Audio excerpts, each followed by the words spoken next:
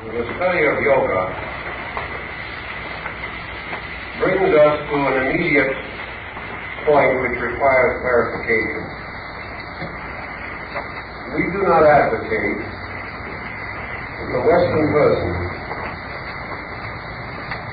attempt the acceptance of yoga disciplines exactly as they are taught in the East. The reasons for our feelings are good and sufficient. Most of all, the basic difference in the Eastern and Western psychology of living. And there is no subject in which inconsistencies can be more dangerous than in this particular type of advanced philosophic thinking. On the other hand, there are principles involved which are universal. And not only does increase of knowledge depend upon an estimation of these principles, but our entire ethical and social life must in time include a clear comprehension of the Eastern life way, without which we can never hope for a global concept of living or the final solution of East-West problems. So what we want to do primarily is to explore similarities and differences without any accusations, without any criticisms, but trying to point out those Eastern principles which are useful, necessary to the development of Western life. Most of you have some general knowledge of this subject. Therefore, we will limit our preliminary remarks as much as possible. We know that the term yoga means union, and that the yogas, variously taught and named in India, and the same principles under other names in the religious philosophies of other Near Eastern and Far Eastern peoples. That the yogas represent disciplines of union, that they represent means for man's internal re-identification with cause, with essence, with being, with reality. We also know that there is a definite difference in the Eastern and Western concept of union. The term can be left without further examination and be meaningful to both. But as we examine more closely, we realize that the religious psychology of the East and West differ as to what constitutes the ultimate attainment by man of his spiritual fulfillment. Western man, in his so-called mystical discipline, drifts toward what may be termed contemplation. Eastern man toward meditation. These are not the same things. Contemplation, as the term generally implies to us, is a person or a being intently experiencing something in relationship to himself. To contemplate, therefore, is to bestow the faculties of self upon some object in the effort to understand it, in the effort to a degree at least to possess it. I think that perhaps we can get something of the perspective by reference to the Canticles of Solomon. In this wonderful song, which is Solomon's, we have a document almost completely the work of some poet or mystic deep in the same spiritual conviction as we find among the Sufis. In the beginning of his love poem, and of course the dark maiden of Jerusalem is wisdom, is the beloved, is truth. Solomon begins with a purely Western contemplative attitude when he says, "My beloved is mine." Me and mine are the pillars of the temple of Western existence. We exist as persons, as individuals. And in our concept of growth, we grow as persons and individuals. We seek to unfold personality and individuality, even going so far as to assume that the selfhood within us is the divine ultimate for us, and that by the perfect expression of self, we achieve to the release of deity through our own natures. This contemplative attitude, then, is that of the mystical observer, who, being in the presence of great or wonderful things, examines them, contemplates them, scrutinizes them, seeks to understand them, and to a measure seeks to impose upon them the understanding which he already possesses. Thus the universe becomes for him a gradual unfoldment of his own expectancy. Seeking he finds, believing he observes the objects of belief fulfilled before him. And in his contemplative mood, he is forever justifying the convictions of his own personal consciousness. He therefore imposes himself upon the universe. He interprets the universe in terms of himself. He experiences universals in terms of personals. And we find this on every level of human thinking among Western peoples. Our Western concept of love is to desire to possess. And our Western acceptance of love is that we are possessed. I've had women come to me in very serious marital problems who complain that their great grievance against their husband was that he was not possessive enough. Now, some may not feel that way, but it does occur. They did not believe he loved them because he did not constantly seek to own or possess, and in this way fulfill an expectancy which is normal, common to Western peoples. Thus, in the Western extension of philosophy and mysticism, we find man reaching out toward a God estate, and a state of rulership, and a state of leadership, and a state of uniting with a power which ordains action, which causes action. Growth of man is therefore from human to superhuman estate, and from that to a divine estate, in which, becoming God-like, he becomes also possessed of the attributes of deity, seeing in the fulfillment of his own nature the release of divine powers through himself. Thus we have in our Western way of life the possibility of the Superman concept, the possibility of recognizing man's infinite potential to grow, and that this growth is always toward the fulfillment of an individual or personal destiny. That man comes finally to knowledge when he understands God, that he achieves truth when he understands truth.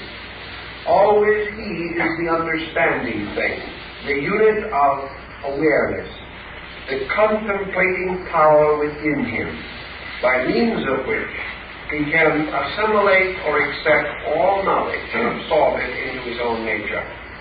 Thus he becomes wise, he becomes learned, he becomes skilled, he becomes informed.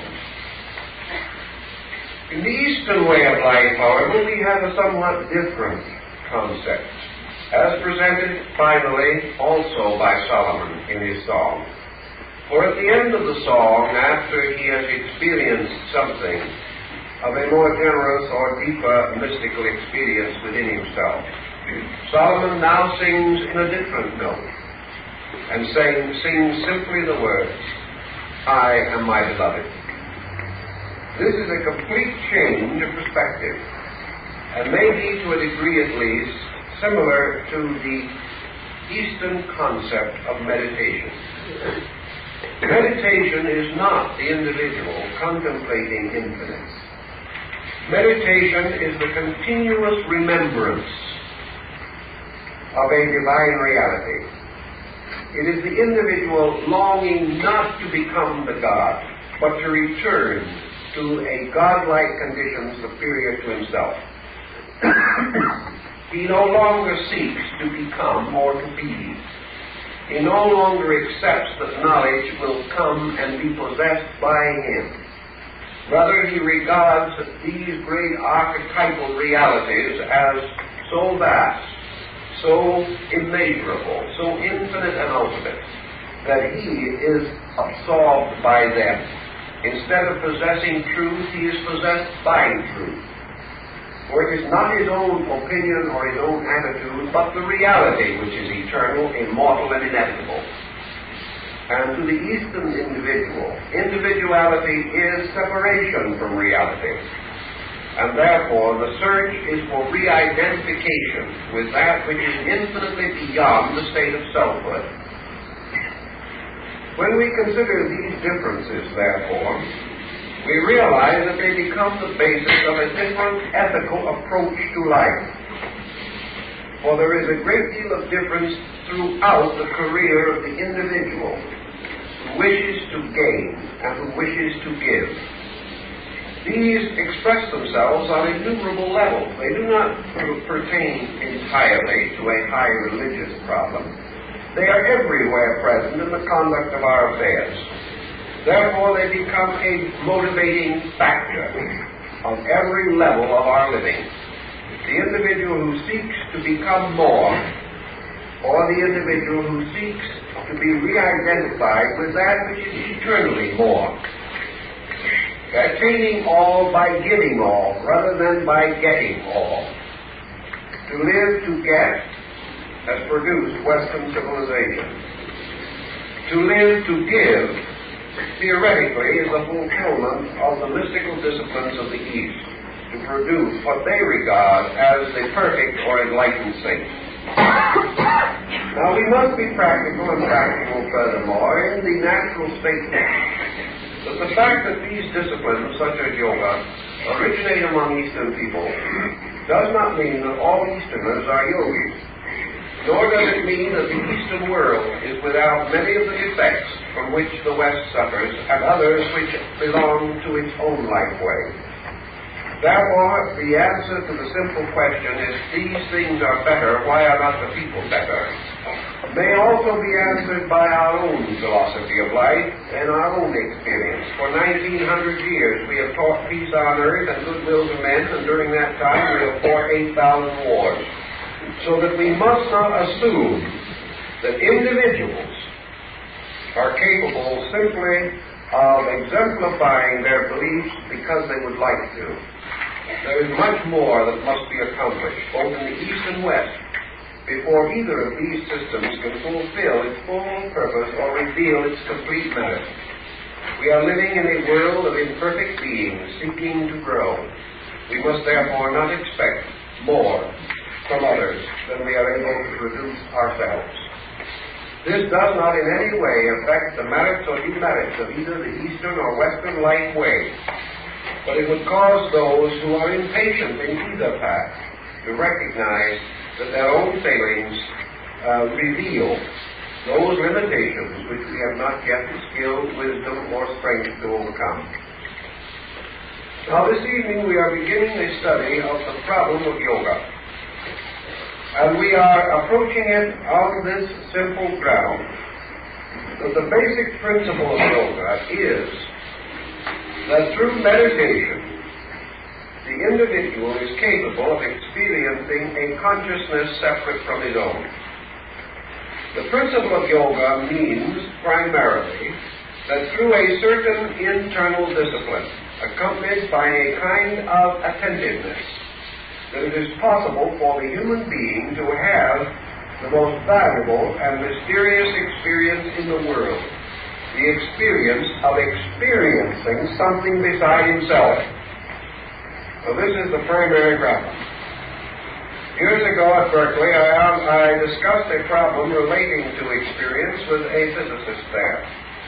He said, frankly, I would give half the length of my life if for 5 minutes I could change consciousness with one of the dogs here in the laboratory, so that for 1 moment only I could be something beside myself.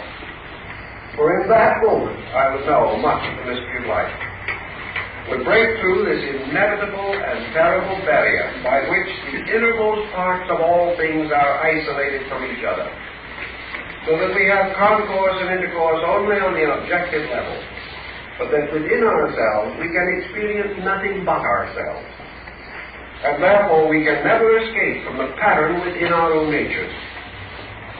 Now the whole principle of yoga rests upon the possibility of the individual escaping from himself, escaping from the peculiar imitation of his own internal genius. This mysterious thing by which, no matter what happens, it must happen through him. And no matter what happens, it must be interpreted by him according to what he is. No more, no less.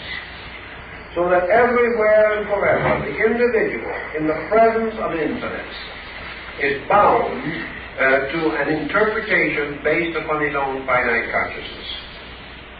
He may love things, he may venerate them, he may admire them, he may worship, and yet still he is something apart from everything else that lives.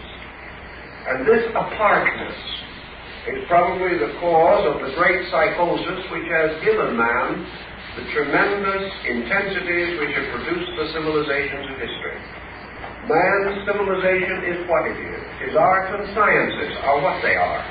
His industries and his economics stand in their present places simply because of one thing. The human being, in the West particularly, has never been able to experience anything except himself.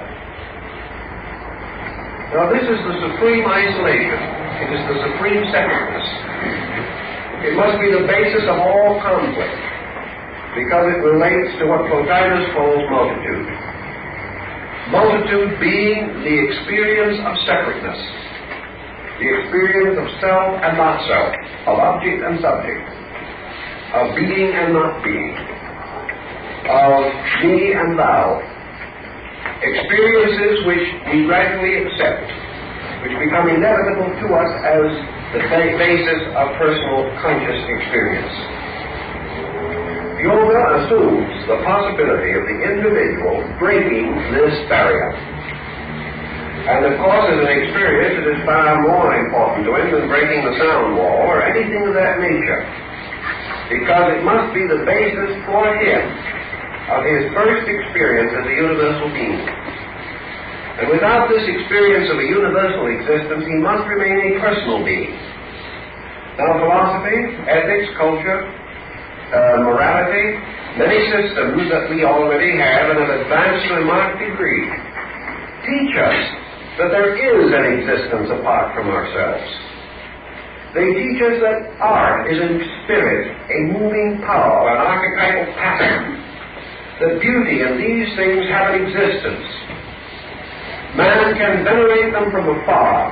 The artist or maker can experience them within his own capacities and limitations.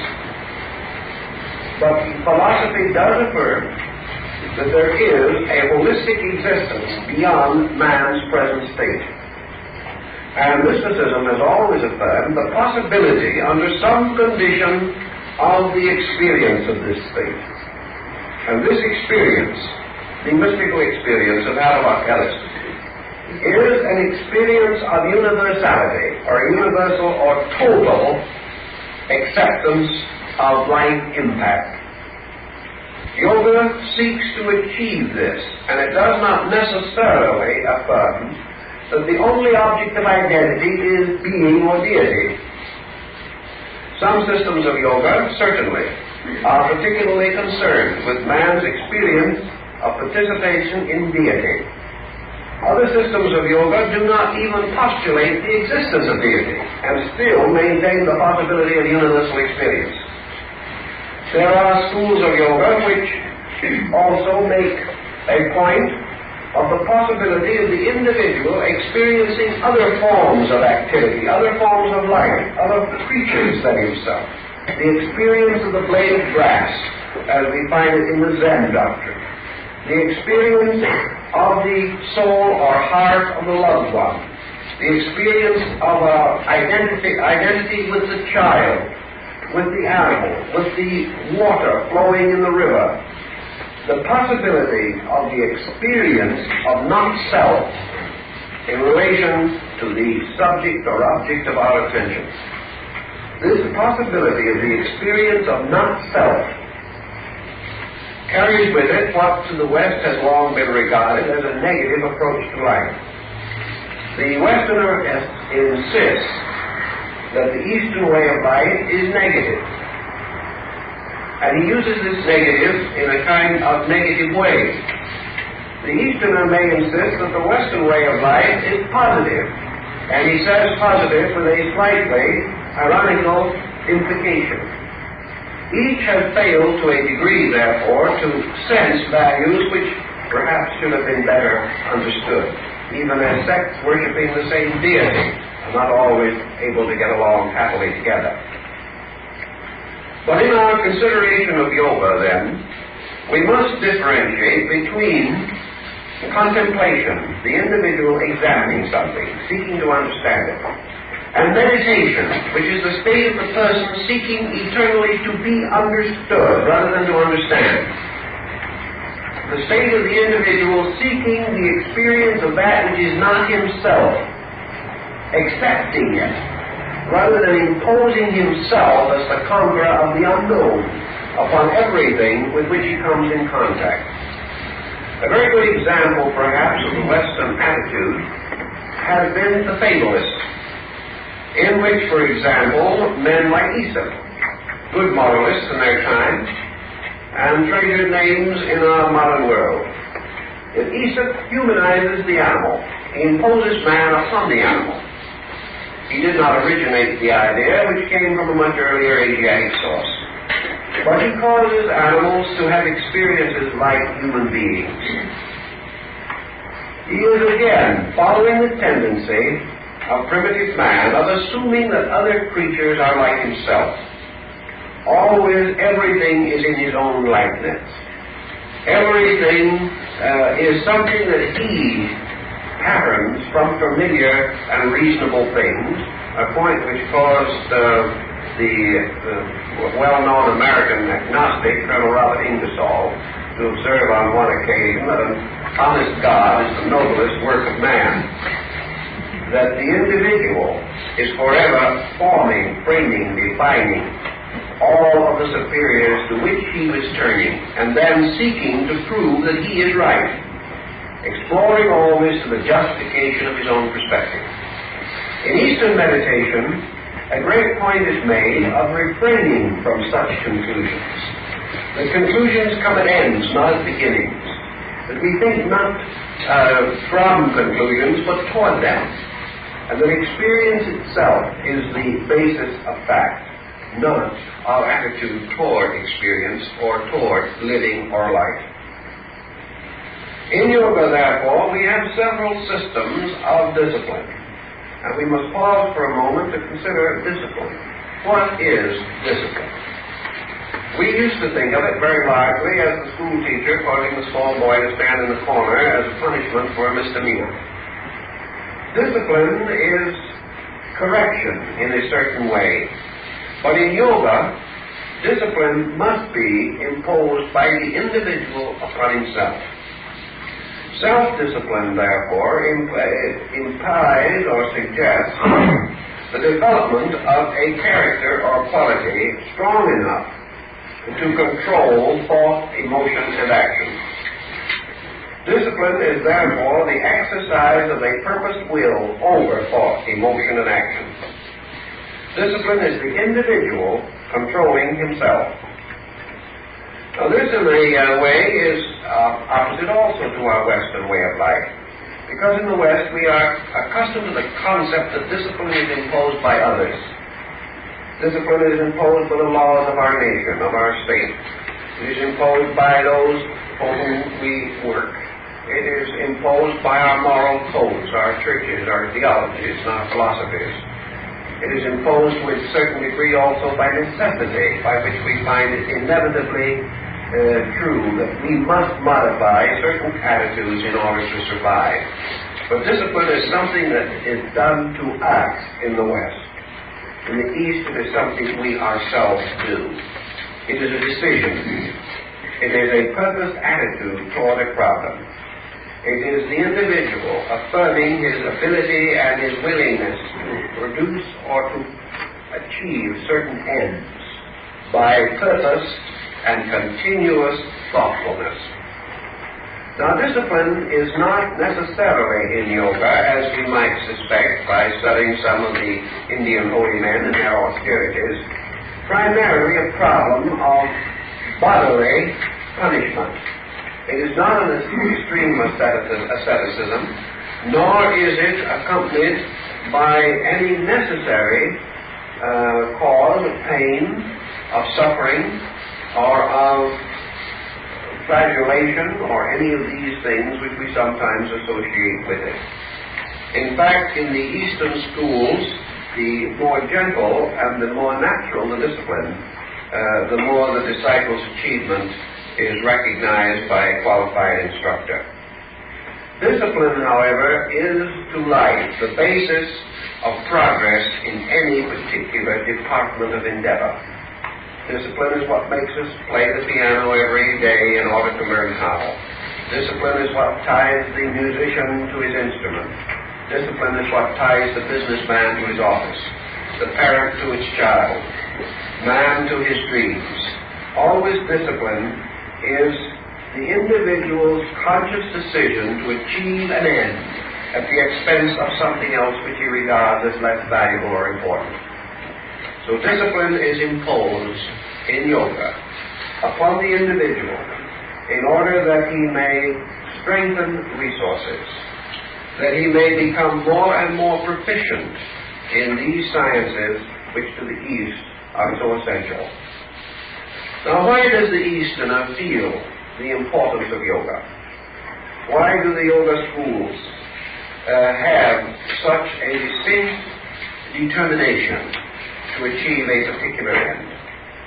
The answer is very simple in the terms of Eastern thinking. In the East, only one thing is important. I would say this again with modification. It may not be true, it is not true of every Easterner. But it is true when we speak of the East as a school of thought, not as a group of persons. In the East, the school of thought, which we call yoga, insists that the supreme end of human existence is that man shall escape from error. That no matter what he attains on a material plane, he attains ends which are in themselves not usually as important or as valuable as the energies expended to attain them. Because everything that man does here is completely impermanent. He is forever drawing pictures upon the face of water. Nothing that he does here, nothing that he learns here, can per se achieve for him any permanence, any security, any reality beyond this limited sphere in which he lives. Also, a great many of the attributes of effort with which he is associated have very little significance on the level of character. This is not inevitably true, but it is true with the thoughtless, who make no real or conscientious effort to understand even the small things that they do. Thus, the Western person, or the non-philosophic person, perhaps more correctly, is not advancing the essentials of his own life. He is advancing only things which in themselves are impermanent. So he advances his various fortunes. He builds a business, dies and leaves it. He creates a fortune which his heirs will squander. He seeks position and honor, only to gain in the end a premature grave because of the responsibilities that he inherits. He makes various compromises constantly with realities in order to achieve unrealities. And as a result of this, he is outwardly enriched, but inwardly impoverished. As long as he is willing to accept such a code of life, there is very little that can be done about it. But in the large picture of living, can any rational or reasonable creature assume that as a citizen of the universe, he should be unmindful completely of universals as they relate to himself? It may be necessary and proper for him to make a living, and advance himself in certain schools of learning, and arts and sciences, and trades and crafts. But can these be regarded as the full expression of his life? Can he be said to have lived well simply because he has attained a comparative security in this plane of living, only to depart therefrom into an insecurity he knows nothing about? Can he ever achieve sufficiently on a mental, emotional, or material level to be secure even here? Does the person who has achieved what this world can give him, has he achieved serenity of spirit? Has he achieved the power of self over circumstance? Has he attained an inward integration or an integrity that gives him faith with which to face change and time? Or has he very largely perfected an outward living which has no substance within it, and which therefore can crumble and leave him destitute? To the Eastern philosophic mind, the only solution to every problem that exists in the world is man's experience of a universal greater than himself. If he has this experience, he can then administer all of his personal worldly affairs more wisely. If he has this experience, nations will no longer need war. There will be no longer crime. There will be no longer these excesses by means of which all of the good plans and purposes of conscientious human beings come to nothing. Thus, in a way, the Easterner restates the statement in the Bible: "Seek ye first the kingdom of heaven and its righteousness, and all else shall be added unto you." Now, in Western civilization, we have not sought it first. In fact, we have not really sought it at all, with the exception of isolated persons. Our civilization is not built upon the individual having first attained internal security. It is rather built upon the forlorn hope that if other conditions are suitable, he may ultimately attain spiritual security. It is a complete reversal of the concept upon which the whole system is based. So yoga drives directly at the source and substance of the human dilemma. It emphasizes the need of the individual for an immediate integration of his own relationships with the life around him, the world around him. It teaches him to experience those things which he needs, or invites him to such experience, and tells him that the only way in which this experience can come to him is that he must earn it. And he earns it by discipline. He earns it by the continuous demonstration of his earnest and natural desire to know, to achieve this state of being. He also achieves it by the full and complete statement of his willingness to sacrifice for it. And what a man must sacrifice in these things, again, is a little reminiscent of some of the veiled statements of the New Testament. Because what shall the man sacrifice? With what shall he pay for this treasure that is beyond value? He certainly cannot buy it with money. He has tried that and found a dismal failure. He cannot buy it or pay for it by practically any of the services that he normally renders. He cannot think his way to it. He cannot even feel his way to it. Both thought and emotion are inadequate for the ultimate goal that he wishes to reach. Therefore, what has the human being to give, which is a great enough and worthy enough offering, that it may compensate for the one and eternal thing which he desires to gain? And the Eastern answer to that, perhaps better stated than I have stated it, is very simple. The only thing any individual has to give to anything is himself. And in yoga, the prize of liberation is the immediate and unhesitating surrender of self. That the individual who wishes to achieve the eternal must attain that end by the complete and voluntary sacrifice of the temporal. This does not mean that he gives away his goods. It does not mean that he neglects his family. It does not mean that he takes a little flag and starts out on a crusade. Nothing of that kind at all. What it actually means is that within himself he relinquishes the concept of I. That he relinquishes the I want, I am, I will, I can. That he relinquishes the vortex, the focal illusion of selfhood, realizing ultimately that this is the one thing that stands between him and universal. Things are either personal or universal. Self is the ultimate personal. The universal is the ultimate impersonal.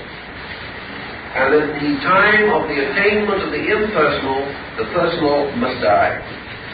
Not killed, not surrendered regretfully because we wish we could hold on to it, grasping at both the finite and the infinite at the same time, but through a complete and internal understanding which makes this surrender of the personal not only obviously the thing which is next, but also that which is the greatest desire of our beings to achieve, the complete, glorious, happy, serene, and acceptable sacrifice of that which we now recognize or realize to be an impediment to the eternal value with which we are concerned. Now this brings us to the first subject of our major series at this moment, and that is we're going to talk a little on the theme of Karma Yoga. Now, as you know, there are many yogas, and in many books and in some writings this term is not even included. But it seems to me that from a philosophical standpoint, it is one of the most important considerations, especially for Western man. The term karma implies the ethical consequences of conduct considered collectively or completely. In other words, karma is the inevitable relationship between what the individual is and what he does, and also between what he does and what he is. Karma is therefore the totality of action in its relation to its ethical and moral, its spiritual, its intellectual, and its physical consequences. Buddha, in one of his dialogues, says that effect follows cause as the wheel of the cart follows the foot of the oxen. Man lives in a world of cause and effect. He lives in a world in which, as far as his own present consciousness is concerned, there is an intimate relationship between his own incentives and their results. So in the study of yoga, we can conceive, for example, man achieving a state of meditation as this may relate to his own conduct. It is the problem of the introduction of a discipline into the concept of conduct, and strangely enough is one of the very foundations of Raja Yoga, which is probably the highest form of the royal discipline of this system. The Arabian Nights Entertainment contains the famous line, "Happiness must be earned." Raja Yoga is a princely state of consciousness which must be earned. Therefore, we come right back to karma, because karma is the law of earning. It is the principle in nature of the relation between sowing and reaping. If the end of man's journey is absolute identification with reality, then this end must be earned. It must be the result of action.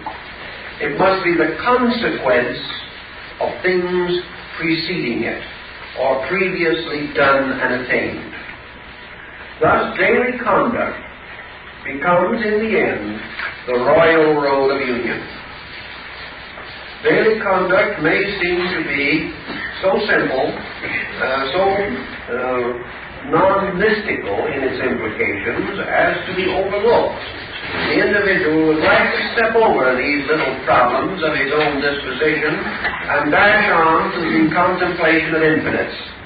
It's much more simple and much more delightful to be engaged in some advanced mystical preoccupation than it is to start with a simple study and estimation of conduct. Yet where else can we begin but where we are? And where are we except in the place of our conduct? That which we are tells our present place in nature, our present place in the universe, and the rung of the ladder of infinites upon which we are at the moment standing. So Karma Yoga implies the thoughtful acceptance of the law and the doctrine through the patient observation of conduct, through the recognition of the relationship of immediate conduct to universals, of the quiet meditation of the individual upon those great laws of eternal being, which are exemplified in conduct. Now, yoga depends also upon one very important point, and that point is a stranger to us in the West, and that point is internal quietude. With the exception of a few sects, such as the Quakers, the Friends, and the Quietists, we have had very little emphasis upon the attainment of quietude, as we consider it in Eastern discipline. Quietude is the condition in which the individual, relaxing, ceasing aggressive action of any kind, finds within himself peace. Now, this is a large order for Western man, because the moment we begin to probe into ourselves in the West, we are apt to run across a number of psychotic pressures. We are likely to find, as many human beings in the Occident have found, that the last person we can get along with well is ourselves. Therefore, that it is much more pleasurable and enjoyable to spend our time in the association of others, even though we do not believe what they say or agree with what they do. They have one virtue: they keep our mind off of ourselves. Therefore, we have all kinds of avocational interests. We whittle and we doodle, anything, so that we shall not fall into the abysmal misery of internal confusion. We are escapists. We move desperately away from self because we are not able to endure its immediate implication to us in our nature. Thus, we are without quietude. We are without quietude because we are without faith. We are without faith because we are without internal certainties. And these we lack because we have never developed them, being content entirely to rest our case upon external securities of one kind or another. So the individual, seeking quietude within himself, finds what? He finds that he has not this quietude, and for one reason primarily, because he is ignorant. The reason why he is not able to get along in the universe is because he misunderstands the universe, or does not understand. His ignorance is either the simple ignorance of the child or the compound ignorance of the sophist, one or the other. But had he not ignorance, he would not have fear, for fear and ignorance are related. Only the ignorant can be afraid, and the fearful must be ignorant. Because there is nothing in the universe that can cause fear except man's own ignorance of realities. If, therefore, we seek at the beginning of things to retire into a state of security and are seeking infinite within our own natures, we can only achieve this end if we have a reasonable attitude toward infinite. If we have the belief that the infinite is a strange, half-good, half-evil thing, combining God and demon, if we believe that the unknown is malicious, if we believe that the universal power is either unhonest or dishonest, we can scarcely have the type of internal integration suitable for internal peace. So in Karma Yoga, we have a very important state of consciousness to cultivate. And that is the continuous recollection of the integrity of reality. Now that sounds like perhaps a platitude, and it is, as long as it is on the tongue or merely in the mind. But only through a certain knowledge or a certain interpretive skill can we gradually put the universe back on an honest foundation as far as we are concerned as individuals.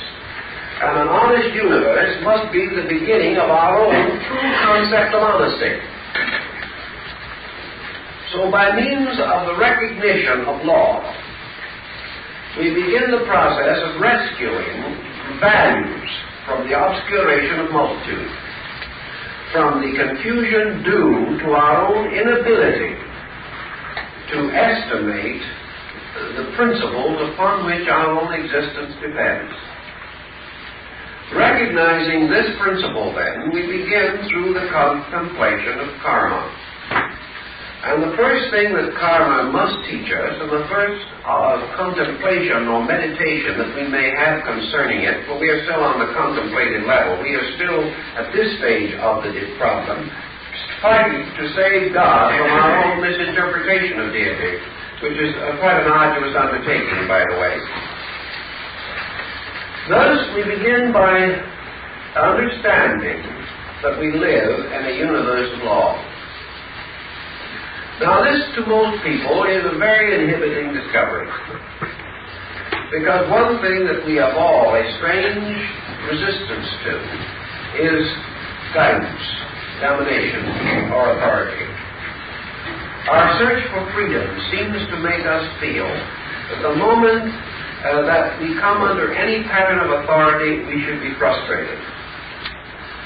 And yet, law is not a frustrating thing. Law, the existence of law, is the greatest good thing that we know. Now, law intellectually thinks of lawyers and judges and jurors and things of that nature. It's a very cold, it's a very hard term. It sounds very much like a 90-day sentence or $500 bail. Law to us is something administered by men, based upon the codes of Justinian and Hammurabi. Law to us is a mental word. It is a word that carries exactitude, heartless, soulless, and without understanding. The jot and tittle, the eye for the eye, and the tooth for the tooth. Therefore, we have to begin to use our contemplating power, our meditation, and in the continuous remembrance of what law is, and to experience law, not as an institution created by man, or an arbitrary dictate set up by the tyranny of a divine will, but that law is reality. Law is being. Law is actuality. Law is the greatest comfort, the greatest security, the infinite fact of things. Law is our hope, not our jailer. And law is not a continuous exertion of will. Law is the eternal unfoldment of universal love itself. Therefore, law and love are the same thing. They are not polarities. And why must we say that? We say it because law and love work together and unite in the service of good. That which is the law is the greater good. That which is the greater good is the greater love. Now we find this, for example, in a very simple way in our own human problem. We do not like to tell a small child that it shouldn't have that ice cream cone. We want that child to be happy. But as parents, perhaps we must say no, the child is aggrieved, and for the moment we are equivalent to the universal tyrant itself. And yet it is our love and not our tyranny that has caused the action. It is our greater knowledge of a greater good. Therefore, in the mystical concept of things, law is not merely an arbitrary pattern. It is the eternal good itself. It is that which has within it, by its own intrinsic nature, all of love, all of good, and all of reality. Laws, then, are not to be feared, but to be loved, to be understood, to be appreciated, to be sensed for their real and enduring value. For man's most immediate contact with the creating power is through law. Even science knows this, because it is the exactitude of the universe that causes the greatest admiration on the part of the scientist.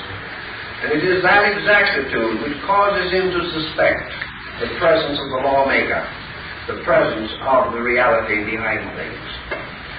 So we begin with the concept of this continual meditation, this flowing of consciousness as oil from one vessel to another, moving on the concept of law, moving on the realization that that which occurs is not only necessary but good.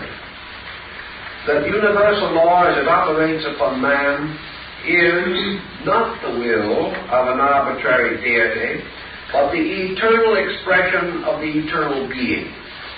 That law is innate in being. That the supreme is law, and that also that the law is the manifestation of that which is supreme. That this supreme is infinite benevolence, infinite beauty, infinite truth. The most perfect forms in the world, like snowflakes, are themselves perfect manifestations of the great law. Plato said God geometrizes. Moral laws are moral geometry. Ethical laws are ethical geometry. And if we could see these laws transformed from their tremendous pressure foci as we realize their impact upon ourselves, if we could see the pictures of the laws of the universe, we would see the greatest art the world has ever known. We would see the art of the creating power itself, infinitely unfolding in absolute symmetry. Why then do laws seem so difficult to us? Largely because we have placed against these laws that which to the Asiatic mystic is the greatest danger, and that is a self-focal point, the ego, a point of will which does not understand. A point of will, therefore, which is like that of a small child who is forbidden the ice cream cone and does not know why. And because this little child cannot experience the consciousness of a parent, it will never be able until it grows itself and experiences. It will never be able to understand why it could not have the ice cream cone. So in the problem of selfhood, or the focal point of I want what I want, man comes into conflict with a universal pattern which alone knows what he needs. And it is the recognition of the absolute benevolence of the universe that must lie at the beginning of the gradual rescuing of the human consciousness from tension. Because tension arises from confusion, it arises from stress, it arises from rebellion, it arises from all these illusionary attitudes of reproach, of disagreement, of disillusionment, of conflict between individuals and between all individuals, and the patterns which are eternally good for them. So karma begins to unfold on a level of conduct, a simple and approachable level. The importance of the human being's recognition of the essential rightness of that which occurs to him. The essential and inevitable rightness of the position and condition in which he is placed. It begins to emphasize to him rightness rather than wrongness. It makes the thoughtful, careful, considerate person no longer able to say, why did this happen to me? Why should I suffer for the sins of another? Why should I be the victim of the generation in which I live, the circumstances in which I find myself, the inharmonies with which I am surrounded and burdened? While the individual turns to the universe and says why, he is indeed of little faith. But through the contemplation of law, a man begins to answer his own why. There gradually emerges to his comprehension this magnificent unfolding blossom of realities, and the universal pattern becomes to him the hope of his own future, because it is only through law that his own inevitable attainment is assured. And were there in the universe any dishonesties such as there are among men, then the fate of the human being could not be secure. If the laws of the universe could be bribed, could be in any way influenced by human will or purpose, then some would succeed and others fail, and not always would the meritorious attain. But in the absolute honesty of the universe is the hope of the individual that he lives within a universal environment which is incorruptible, and therefore the greatest good for himself. Now this means that the individual in Eastern thinking must accept the situation in which he finds himself as a discipline. That instead of being expected to go out and sit on a bed of spikes, he must come home and sit among his creditors, which perhaps is just as painful and certainly less glamorous. That instead of being expected to go out and give his goods to the poor, or expected to make a pilgrimage to some sacred shrine, it is impressed upon him through his daily conduct that he must do those things and perform those actions which expiate the responsibilities and debts which he has incurred. He learns in various ways, and some of the simplest lessons are immediate. Some not so simple are extended over larger periods of time. Many persons say that because of circumstances which they cannot grasp, it is impossible for them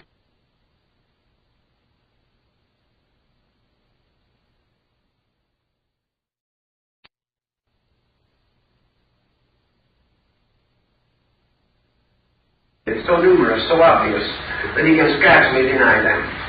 It therefore does not require an unreasonable faith to recognize that the larger and less familiar patterns are under the control of the same principles. So the individual becoming attentive and contemplative of conduct, continuing his meditation upon his own way of life, can almost immediately, if he so desires, learn much about himself, learn much about the path that leads to union, lay many of the basic foundations for his future growth. And he must begin where he is. So he begins with the gradual conquest of illusion in these very patterns of law and cause and effect around him. Now, there is one important point in yoga, which begins even in Karma Yoga, which we would like to also emphasize. In the West, we think of evolution as a gradual growth of the creature through infinitudes of time, from a present state to a superior condition. The Darwinian hypothesis more or less sustains this, and our study of the objective life of creatures carries the same general implication. So we think of growth as a gradual motion to being, or toward eternity. And we also think that the ultimate state of man is something remote, something distant, something so far from him that he must contemplate it in terms of millions of years. This is based upon the assumption that his growth inwardly, his internal growth, is also upon the same tempo as his external evolutionary development as a physical creature. Yoga does not assume this. Yoga points out that as man is traveling a long road that leads from here to eternity, he should also bear in mind that this journey is his own journey and exists only because he believes it. He says the road is long and painful, therefore the road is long and painful. He says I must conquer one step at a time, therefore he conquers one step at a time. He says I must release one quality at a time. It is going to be difficult to overcome this tendency to sarcasm, this attitude of jealousy, this instinct to hate. All of these things must be gradually worked out the long and hard way. And because these are the patterns which we set, they become the ways we must go. But if we think of it a little differently, what are we seeking? We are seeking identity with reality. Reality is not a matter of time and distance. Reality, as an outward condition of society, may be historically measured in aeons beyond our present state. But the reality which we may attain as beings 1,000,000 years from now or 100 million years from now, that reality does not exist only at that time. That reality is here now. The reality which we are seeking to attain in some infinite future is here. Because without that reality, we would not exist. Without that reality, there could be no rise of the sun. There could be no change of the seasons. Without that reality, we could not hope or dream for reality. Therefore, the infinite is not only infinitely distant, but infinitely immediate. The truth, which we hope to attain sometime, somewhere, is everywhere, always. If it was not everywhere, always, it would not be eternal. And if it was not eternal, it would not be true. Therefore, as all things which have a real existence are eternal,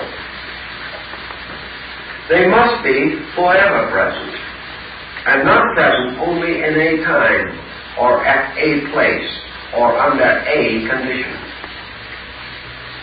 Yoga, therefore, while it does not tell the individual that inevitably or unfailingly he can wake up tomorrow in eternity, does remind him that eternity is separated from his present state by an interval of consciousness, and that this interval of consciousness is not under the dominion of time, that this interval of consciousness is under the laws of its own existence, and not under the laws of the progression of the equinoxes or the alternation of seasons. Therefore, that everything that is real is timeless, and that man's concept of time is the measure of an interval of quality within himself. It is man's effort to measure that which man cannot even comprehend, understand, or hope to validly estimate. Therefore, in the problem of yoga, the individual must make a positive or major change in certain values. But yoga tells him very frankly that if he goes along by the law of Karma Yoga, if he is punished and rewarded, helped and hindered by his own conduct, on and on and on, if he lives with himself long enough, he will get over himself. Now that may require 100 million years, because some people are awfully fond of themselves. It may require an immense cycle of pain, pleasure, hope, despair. It may mean that he has to move with the enormous motion of life itself, learning through trial and error, learning to cling to the real by the perpetual failure of the unreal, coming finally to love the true by being disappointed countless times when he devoted his affections to the untrue. Ultimately, however, Karma Yoga must lead him, as the inevitable consequence and chemical reaction of cause and consequence, must lead him ultimately toward the goal of emancipation. Therefore, everything that happens to us contributes gradually to the upbuilding of the power of release. But this may be an exceedingly long, difficult, problem-ridden journey. A journey which in the Eastern way of life is measured not in years but in lives, hundreds of lives, lived by the individual seeking to find the one life that is forever here. This also plays a very important part in Buddhism. And it is very important to consider it in connection with karma, in order that we may not fall into the pit that Aristotle was so quick to discern in certain of Plato's doctrines, namely what he calls the doctrine of regressive evasion. In other words, why does it happen now? Because of something that happened yesterday. Why did it happen yesterday? Because of something that happened the day before. And so on to infinity. We never arrive at first cause. On the opposite end, tomorrow is the result of today. Day after tomorrow, the result of tomorrow. The day after that, the result of the preceding day, and so on, and we never come to an ultimate. Aristotle pointed that out as leading inevitably to a vicious circle. In other words, these causes and effects go on forever, and man exists only in a squirrel cage, in which he can never escape unless there is some other dimension or some other factor involved in the operation of these laws. Now, the thing that is added, the difference by which the cycle is established rather than the circle, lies in another factor, another dimension of this important problem. Namely, that not only is man experiencing, but man is meditating. Man is contemplating internally the overtones of value involved. Therefore, everything that happens to him not only brings its mechanistic effect, but its philosophical overtones. Man is not only passing through an incident, he is changing consciousness as a result of the incident. Now, if this changing of consciousness is by trial and error alone, then, again, we have the long and difficult path. But if this change of consciousness is under discipline, then the individual begins to affect his own action. He begins to step into the problem of activity in a new relationship to it. Now, to come to the yoga angle on the thing, however, we have a little different point of view that has to be taken into consideration. Yoga, as a recognition of a certain impersonal, inevitable divinity, reminds us that nothing can happen to us unless there is something for it to happen to. If the individual stands on a certain street corner in the midst of traffic, he is very apt to have close shaves or finally be injured. If he is not there, he cannot be injured. Karma and these laws of cause and effect, which we interpret on a moral and ethical level as pain and pleasure, reward and punishment, good and evil, only operate because of our own position in relation to the universe. They have no operation, as far as we are concerned, except in relation to the focal point with which we are concerned. There is no karma unless it happens to us. Now, this is a rather subtle point, but it is exactly the problem that there would be no danger of being shot if you weren't there. But if you are there, it is a very good danger of being shot if the bullet is aimed at you. Karma, in order to operate, must operate against certain fixed illusions within the consciousness of the being affected. Karma can only operate where the individual is under a certain cycle of activities of a moral nature in which he is capable of right and wrong decision, and in which he is sensitive to the reactions of joy and sorrow, hope and fear, life and death. Now, a good example of the problem of yoga is the problem of death itself. And in all systems of mysticism and esotericism, death and illumination have always been intimately associated in symbolism. The transition from this world to the next has been used to represent the transition of man from one state of existence in consciousness to another. Now we come to a very simple problem. Do we die? The materialist says yes, death is possible. Now is the fact thus established, or does the materialist die because he accepts the fact?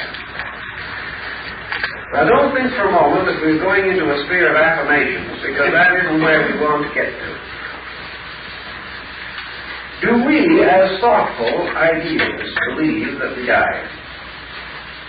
Do we believe that death is the end of everything, or is merely a transition from one condition of existence to another? Yet something can die. The reason why it can die is because it was born. If there is something within us which cannot die, the reason why it cannot die is because it was never born. Was itself eternal. And that what we call birth and death are motions on the level of form in which that which is unborn and undying manifests objectively and then passes into a subjective state. But that life itself, even our own life, is undying. The thing that dies is John Smith or Mary Jones, the body which we knew. Yet that which is within the body cannot die, and cannot be destroyed by another creature, or cannot be devastated by war or plague. It is in itself and inevitable, unchangeable and real. Now let us shift this thinking to the level of cause and effect on a moral plane. The individual says, I can be cheated. Can he? In terms of Eastern philosophy, no. He cannot be cheated. The only way he can be cheated is by the supreme fact that he can cheat himself by believing that he can be cheated. And that is where the cheating takes place. That wherever these things happen, it is because in his own state of ignorance, he is accepting a level corresponding to the body which is born and dies, and is without realization or experience of the eternal life that cannot be born and cannot die. Now this eternal life which is within man and is the reality of him is therefore like the reality of his spiritual integrity, something that cannot be touched by the vicissitudes of existence. Yet while man lives objectively, he can be safe. As long as he lives objectively, he can be rich or poor. As long as his consciousness is focused upon body, he is a victim of everything that happens to body. As long as he believes that he and his body are identical, he can fail, he can pass through every change, every alteration, every mood to which body, as a visible and objective form, can be subjected. As body, he can be martyred. As consciousness, he cannot. As body, he can be defeated. As consciousness, he cannot. As a person, he can be destroyed. As a universal life, he is indestructible. So his ability to react to laws upon various planes depends entirely upon the focal point of his own consciousness. If he is focused in his bank account, the loss of it is a supreme tragedy. If he is not focused there, it comes and goes and is very little concern to him. Some individuals find it difficult to accumulate, others find it difficult to spend what they have accumulated. There are innumerable intemperances and only one temperance. There are countless illusions and only one reality. Now the law of karma relates to a conditioned existence in which the individual, by his own causations, has set upon himself consequences that he must face. He must face them as long as he was foolish enough to cause them. And he must face them as long as he is operating on a level of consciousness in which his own conscience and his own morality tells him that he has broken faith with himself. If then we are dealing with the problem of yoga, we are dealing with the realization that the individual moving from one level of consciousness to another, by so doing, moves the center of his own awareness, moving, as the Buddhist explains the same problem, from servitude to one interpretation of law to emancipation under another interpretation of the same law. Because the law of the universe is in itself not karmic. It is only karmic when this law comes into conflict with the sattva, or the self-focus of an individual who is unenlightened. This will require more thought and more time, but we will give it that thought and time in the course of the series of talks that we are dealing with now. But in your problem of karma, in both your Buddhist and your Hindu system, you have, therefore, something that is very difficult for the Westerners to understand, and that is an absolute law that apparently can be transcended by a discipline. It isn't transcended by the discipline. The law and its reaction are both interpretations by the consciousness of the human being upon a level. When he is no longer on that level, that interpretation and that whole cycle of circumstance fades out like the insubstantial fabric of a dream, leaving not a raft behind. The problem then is to recognize the essential and inevitable transitions of these patterns. To the mystic, to the Eastern yogi in meditation, the universe is a sudden expansion of universals in which things like cause and effect have returned or are absorbed again into their own eternal source. They are like time. They exist for those creatures who exist within time, because they do not know that they are timeless. It is the Hindu fable about the elephant, which is tied by a small cord to a stake. The elephant remains there year after year because it doesn't know that with one good hard pull, the stake and the rope would go. But because the elephant is a cautious and conservative creature like man, it moves its foot a little, finds a little resistance, and decides that it is there bound securely. It has not realized that this bondage is meaningless in terms of the potential strength of the creature itself. In then the consideration of karma, how are we going to solve the problem? Karma is cause and effect. Cause and effect are action and reaction. What is cause? Cause is always an aggressive activity of some kind. What is an effect? It is the receptivity to the consequences of an aggressive activity. Therefore, the more aggressive the activity, the more dynamic the circumstances which it causes. The more dynamic these circumstances, the more dynamic the reactions which will inevitably follow them. Therefore, if we strike the man, we may expect that he will strike us back.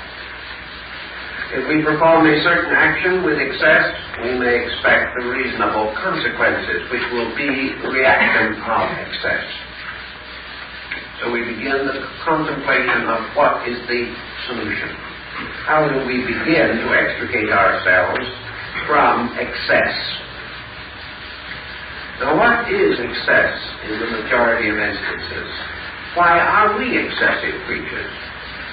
We are excessive because of self-will, because of certain personal purposes with which we are primarily concerned, and upon the dynamic that this internal self-will is a real and valid source of authority. I want.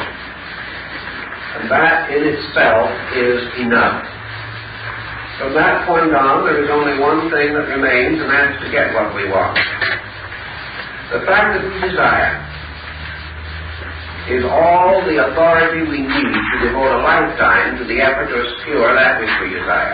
The merit of the desire is never considered. The essential integrity of the thing which desires, and its essential nature, and its relationship to eternals, is not known. Therefore, because this desire arises from some obscure and mysterious part of our own internal, we assume that it is the voice of authority, that we must live and should live in order to justify that desire. So we live largely to justify desire, to fulfill ambition, and to achieve such creature comforts as may most likely be conducive to pleasure and happiness. Yet at the end we find not pleasure and happiness, but infirmity and death. That is the disaster. That is the part that is difficult. If, however, changing this point of view, we say that a thing is not necessary because we wish it, but that the wise man says we wish that which is necessary. The change of our perspective, the change of our relation toward desire, releases us from what the Buddhist calls one of the principal hindrances. These hindrances represent the attitudes which are traditional to us, which are the principal cause of our troubles. Attitudes which are not real, not natural, not essential, but have been cultivated by our way of life until we accept them as part of our heritage. If then we begin the contemplation of these principles, let's just survey this contemplation briefly. We can't go into all of it, it's a very large subject, but let's see what would happen if we begin to think some of these things through just a little. We are in a spot, let us say, at the present time. There are difficulties surrounding us. We are in debt, let's say. There's a little danger that they may come and collect the icebox, the car, the television, and several other things, and that also we must remember with some grievances that the suit we're wearing is not paid for. And of course there's nothing more that is undesirable than to pay for a worn-out suit. That is what many people do. Now there are several ways in which we can look at this. Here we are beyond our debt. Our first and natural thought is to go socialistic in this emergency and begin a wholesale damnation of the credit system. In other words, the advertisers, the merchants, the manufacturers, and everyone else concerned in this problem is responsible for our misfortune. Why? Because they have made it very easy for us to be very foolish. Therefore, the great problem is what society has done to us. And it is so nice to think of it. But it is exactly the same thing as to say that our friends have wronged us, our relatives have deceived us, and all these things. They all belong under the same general headings.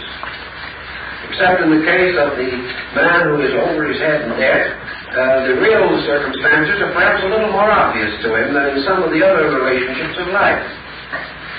Now here he is in this predicament. He may blame others, blame the universe.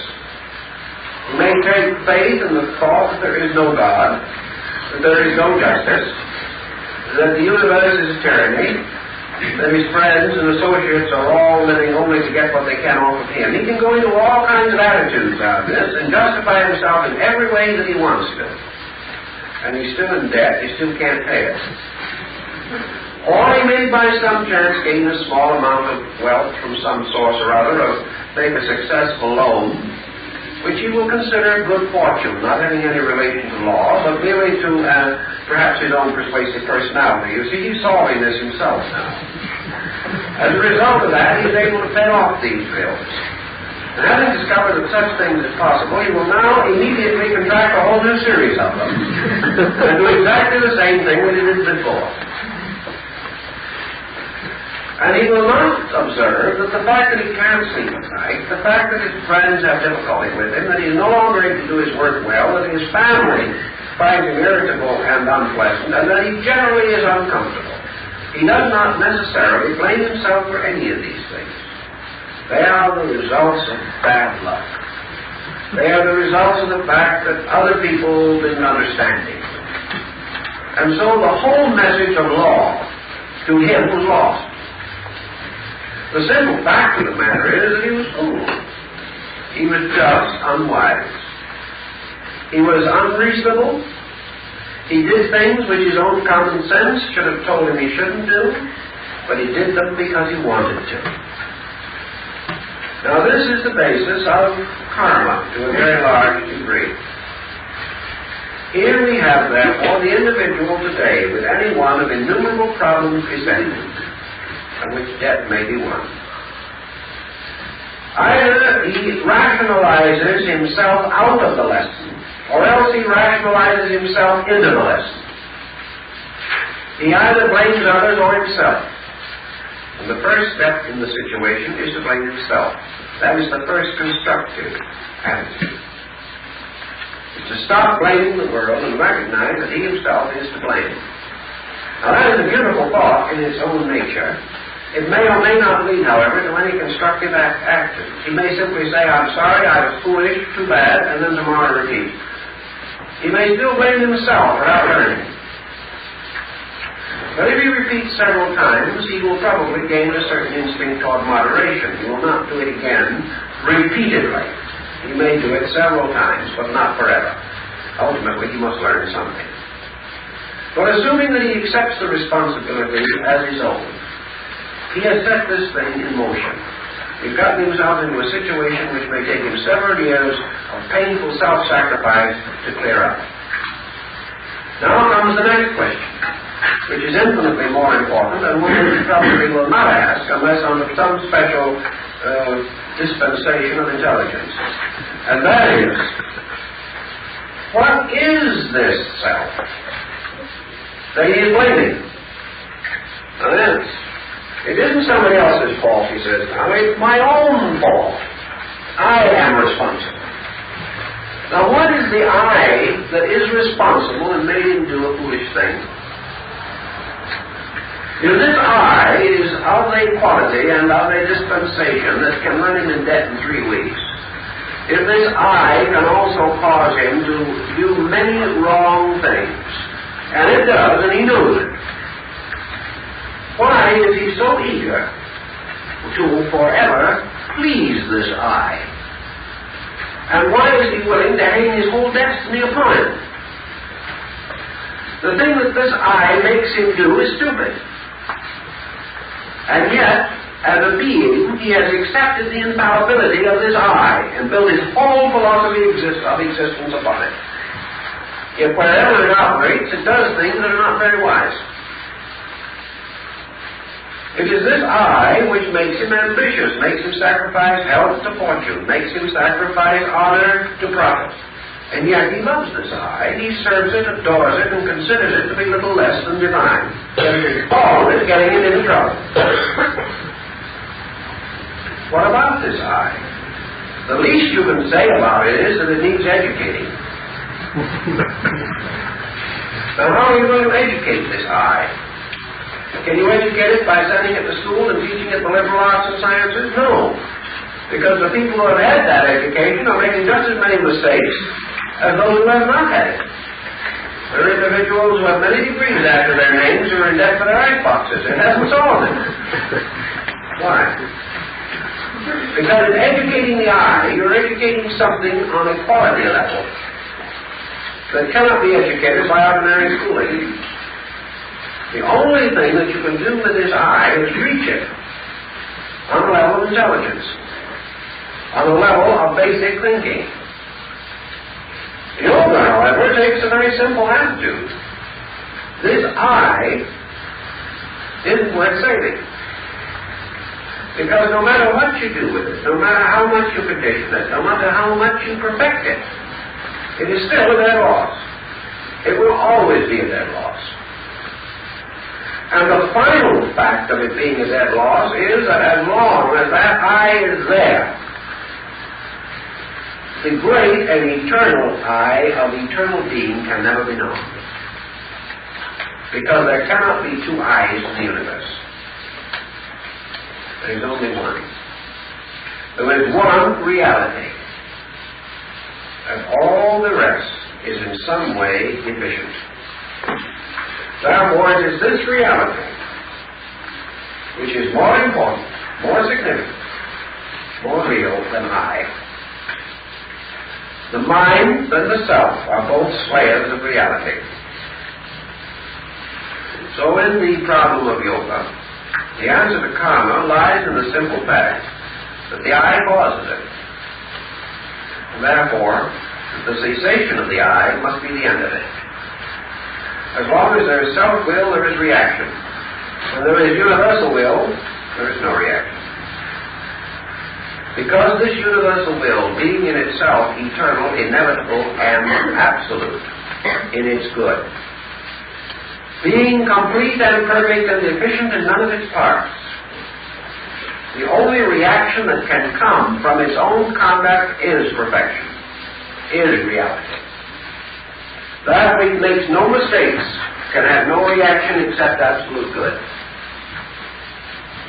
Consequently, from the standpoint of yoga, the eternal is the only unconditioned being. And the state of eternal consciousness is the only condition of consciousness which can have no reaction. Nothing can be caused by it except itself. Nothing can result from it except itself. Therefore, that which is complete and whole cannot give birth out of itself to incompleteness or separateness. Separateness, self-existence, and all of these dependencies are the source of karma. And karma cannot exist apart from separateness. It cannot exist in a state of absolute unity. In the study, then, of the problem of karma, the primary lesson is negative but very important. Namely, that the individual begins to contemplate the relationship between the suffering and the cause of suffering, and comes through the study of karma to the final discovery as an experience of consciousness, not something I tell you, but something that you experience within yourself. That it is yourself which makes it possible for you to suffer. That it is not the God in you that causes pain, but the you in you. And And that as long as that you in you has an existence apart from the divine existence, you can suffer. And as long as self-will in any way varies from universal will, you will suffer. Therefore, in the West, the problem was to discover the universal will and keep it. That was the Platonic concept. That if we know all things, we can then obey absolutely. And by so doing, achieve peace of soul. In the East, it is not conceived possible that the eye can ever know the all. Because the fragment can never contain the entire. These fish can never swallow the ocean in which it swims. And self, attempting to conquer the infinite, is a fish trying to swallow its own ocean. That which is infinite is infinitely greater than I. Therefore, the I cannot contain it, cannot control it, cannot dominate it, and can never willfully demand anything of it. When man demands of the infinite, he receives only, by interpretation, that which the I itself creates through this chemistry. In the East, consequently, the concept is the gradual diminution of the I, so that the self is no longer the controlling factor. Now, the individual says, what kind of a future does that give us? What kind of a future is that for the individual if his own I does not go on? We might ask, what kind of a future is there for it if it does? Because actually, this race and this world has been a long time here, and we are the future which the past looked forward to. And here we are, with all our lore, like old Dr. Bouts, who's no wiser than before. We have probably been about 1 million years working up to our present state of confounded stupidity. We are the glorious achievement of I-ness. And we can hardly stand it. So we go on. Theoretically, if we go on long enough and industriously enough, we may blow ourselves into another orbit. What is the solution? Have we found peace? Are we any happier than the Aborigine? Actually. We have found new pleasures, but we have paid for each of them with a new pain. Where has the eye brought us? The eye has brought us only to a state of unmitigated egotism, a continuing optimism concerning our own capacity to do things that we have hardly the inclination to do, and no proof that we will increase in inclination. The East says we'll never make it that way, because we cannot break through the tyranny of selfhood on the level of a material, educational, or moral, or even theological program. The self remains, and as long as the self remains, the individual is the victim of it. But supposing the self does not remain, supposing we achieve the Eastern meditation, which is man's position of becoming receptive to the motion of infinites through himself. What then is his condition? Suppose that the I ceases, and that the individual is returned again to universal consciousness itself. What is his state? In the first place, we don't know. And the only experience that we know of it, and can have of it, is the experience that is gained, and it is relative, in the higher examples of Raj Yoga. What is this extraordinary diffusion of consciousness that takes place in the Eastern mystic under the higher disciplines of advanced yoga? He feels himself moving in inevitably and eternally toward an identity. An identity with an existence which is unconditioned. He finds himself moving towards the complete suspension of his own existence. He does not report to us a terrifying descent into vacuum. He does not experience within his own consciousness the wrench of separation from existence, as he has previously known it. All mystics, whether of the Greek or the Eastern schools, have one common report to tell us, namely that the experience is that of the individual going home. That it is, as Plotinus called it, the motion of the alone to the alone. That it is the final recognition, the final fulfillment of something that transcends anything that the individual has ever experienced. That it is not for him elimination of existence. It is not that he goes to sleep and never wakes. It is nothing that he knows, because it is a condition of experience which transcends that which is known. He cannot say that he enters into a state of non-existence. He could not enter into a state of non-existence if that with which he is associated is all existence. He moves from a fragmentary position to a participation in the experience of totality. He moves from oneness to allness, and he simply has no faculties with which to interpret that experience. But allness as totality is incapable of conflict. Lack of conflict causes incapacity for karma, because there can be no differences. There can be no inconsistencies. There can be nothing of this kind experienced by this being. Now, in advanced yoga, as in other mystical systems, these conditions are not continuous. The Vedantist passes into his samadhi. He remains for a time in a state of what we would term ecstasis. He then returns again to the material world and continues to exist in it. What is the effect upon him? Is the Western psychologist justified in assuming that this individual has now moved into an extraordinary negation which would frustrate all progress? What is progress?